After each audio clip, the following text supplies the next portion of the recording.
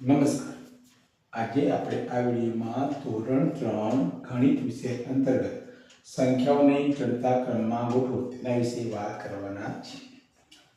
ચડતા ક્રમમાં ગોઠવવા માટે આપણે એક બાબત યાદ રાખવાની છે કે ચડતા ક્રમમાં સંખ્યા ગોઠવવાની હોય ત્યારે સંખ્યાઓને નાનીથી મોટી સંખ્યાના ક્રમમાં ગોઠવવાના છે. નાનીથી મોટી સંખ્યાના ક્રમમાં એટલે કે સૌથી પહેલા નાની સંખ્યા, એના પછી એનાથી મોટી ક્રમશઃ નાનીથી મોટી સંખ્યાઓના ક્રમમાં સંખ્યાઓને ગોઠવવાની રહેશે. ચાલો આપણે અહીંયા ઉદાહરણ દ્વારા સમજવાનો પ્રયાસ કરીએ.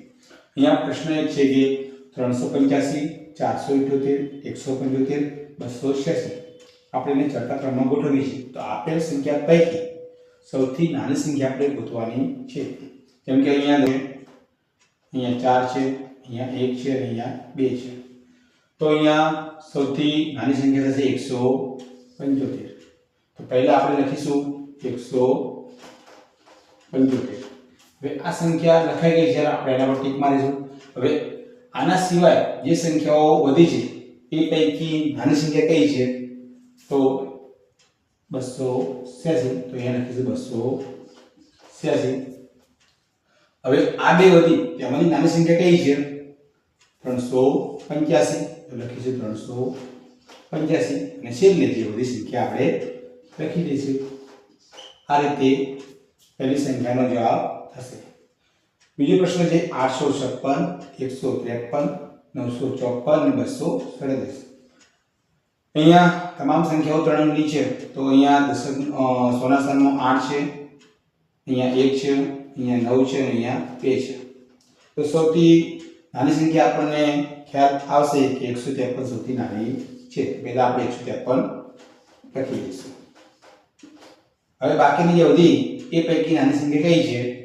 અહીંયા 8, 9 અને 2. તો 237. તો લખશું 237. હવે 856 અને 956 હવે નાની કઈ છે? તો 8 વાળી, એટલે કે 856. ત્યારબાદ જે સંખ્યા વધી છે આપણે લખી દઈશું 954. આગળનો પ્રશ્ન છે કે 534, 584, 567 અને 519. તો અહીંયા આપણને દેખાય છે કે તમામ સંખ્યાઓ છે એનો 100નો સ્થાનનો જે અંક છે દરેકનો સરખો છે. તો આપણે 100ના પછીનો સ્થાનનો અંક એટલે કે દશકનો અંક આપણે જોઈશું. તો અહીંયા 3, અહીંયા 8, અહીંયા 6 અને 1 છે. એનો મતલબ આ સંખ્યા સૌથી નાની છે 519. તો આપણે એને પ્રથમ લખીશું 519. ત્યાર પછી અહીંયા દશકના સ્થાનમાં 3 છે, 8 છે અને 6 છે. તો આ 3 વાળી નાની છે એટલે કે 534. તો આપણે લખીશું 534. હવે જે વધી 584 અને 567 પૈકી આ 6 વાળી સંખ્યા નાની છે. આપણે એ લખીશું 567 અને જે વધી એટલે આપણે લખીશું 584.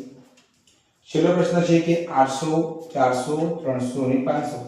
અહીંયા સોના સ્થાનમાં રહેલા તમામ અંકો અલગ અલગ છે, માટે સૌથી નાની સંખ્યા થશે 300. આપણે લખીશું 300.